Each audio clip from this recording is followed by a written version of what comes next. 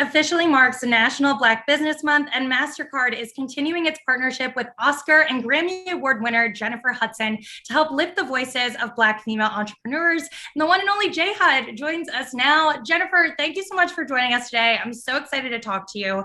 Let's start with this partnership. Tell me a little bit about the initiative and what drew you to it. It's all about supporting and encouraging Black women business owners, which I think is amazing, and it inspires me. I'm so happy to see the support being put behind Black business women owners, and that is what brought me into this, because it's something I'm passionate about as well. And you had the chance to virtually meet some of the entrepreneurs featured. Through your conversations with them and just your overall involvement in the program, what do you think are the biggest challenges, the biggest hurdles that are facing Black female business owners today? Wow, that's an interesting question. I'm sure there's many, but just the lack of awareness of the businesses and lack of support, which again is why I think this is amazing, to draw attention to it and to let people know how much creativity is out there in the Black communities and how much support is needed for it as well. And how do you think the Strivers initiative goes that extra mile to really get that done? By highlighting it, by creating a platform for it and advocating for it and putting a voice out there to let people know that it's there and that it needs support, and it's great things happening, and it's so much creativity out there and passion in these people and their businesses and their efforts.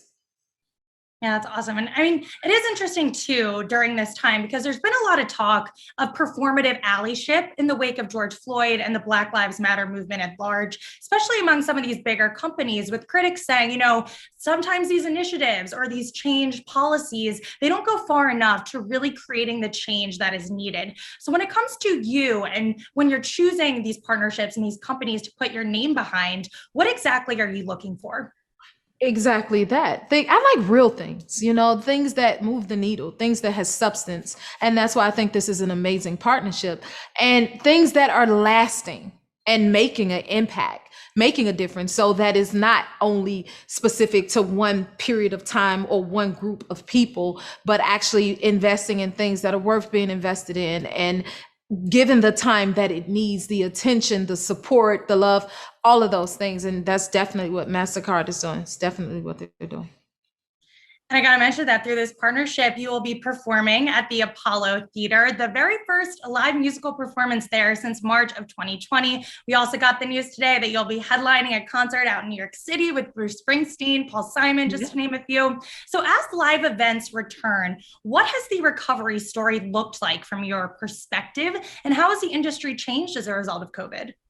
Wow. Well, I'm still figuring that out because it's quite new to me as well. I think we're all that's the most amazing thing to me about the pandemic. Is something we've all been through. So I could ask you the same question, like, what has it been like? So I think we're discovering it as we go and planting our feet again. And it's almost like a new start in a way, and a new discovery of what's going on, in the world, or how we're going to approach it and move forward. But yeah, so I don't really know. I'm still figuring it out for myself. Yeah. And have you seen an uptick? Have things gotten busier and busier as yes trades? Oh my God.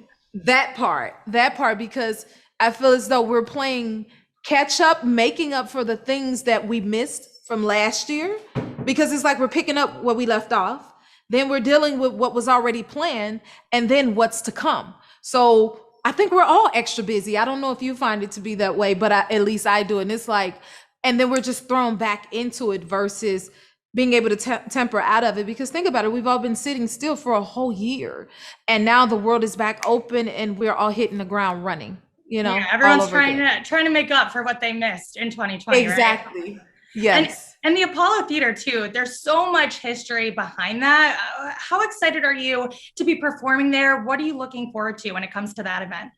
It's always an honor to sing at the Apollo, so it's like, and I've done it before, but it's something that you can never get used to, and it's super exciting. I think it's every singer's dream to want to do it, so I'm so excited. And this is like, even as a performer, one of the first times singing live in front of a live audience too, which is exciting because I think we've all missed that as well.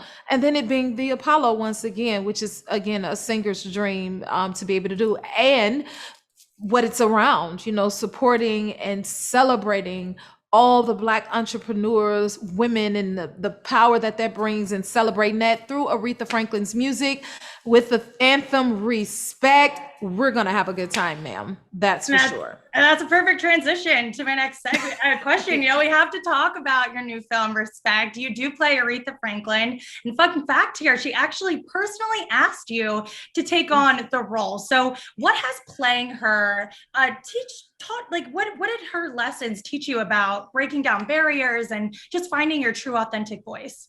That is exactly what the whole premise of the film is about, which I think will continue to empower women even more, because it did that very thing for me. And that's what I walked away with, wanting to own my voice that much more. And it wasn't until Aretha owned hers that we got our Queen of Soul. So it's like, well, what queens lies within us, if we own our own voices.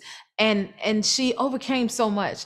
And when I filmed the film, I said, the thing that was in the back of my mind is like, I know we all have a respect for Miss Aretha Franklin, but by the time they get to the end of this film, I want everyone to have a newfound respect for her. So I can't wait to see how many more women this film will inspire through her legacy. I am so excited. I know already that I'm going to be dancing in my seat throughout the entire movie. So very, very pumped about that. And as an audience member, as a viewer, what can they take from this film, the lessons of this film, and how can they apply that to the issues that we're facing today in 2021? What's interesting about that is so many things in the film that is still so relatable to today. While filming, I would have moments like, wow, a lot of the things we're tapping into and recreating feels so relevant to today. So I think that people will find so many relatable subjects and different scenarios and things throughout the film. But it's a matter of perspective and what your takeaway is, what you're looking for, what you know what I mean, when you see the film. But it's so much in there to walk away with. Again, that I think will encourage, will inspire, will motivate, redirect. But that's the power of the Queen of Soul, Miss Aretha Franklin. Amen to that. And when you were channeling her, playing her, portraying her, what was the biggest challenge for you in doing that? Because she is such an icon. I can only imagine the pressure. How did you, rise to that occasion and really calm yourself down and bring yourself into the role as well? Because you're an icon in your own right too. Thank you. One, overcoming the fact, like, okay, it was also my dream to play her, but the fact that, like, oh my God, Aretha Franklin said, Jennifer, you do this, but it was her encouragement that got me through it. And now the challenge, though, was being a woman in that time frame versus the era in which I come from. And women didn't exist the same way we do today back then. So it's like, it took a portion of me to say, okay, how did women exist back during that time? So what was the conditions, the circumstances, the time, the era in which they grew up in, which is completely different from ours, you know what I mean? So it took a bit of research to channel that, to get clarity and an understanding of how women existed during that time. So that was a process in itself, which was very challenging because we have, more space today. As you see, we're celebrating and acknowledging so many women through Mastercard and things like that. They didn't necessarily have that back then, as much support or space to take up. So it was a challenge to understand their position then, to be able to channel her in the era in which she came up in.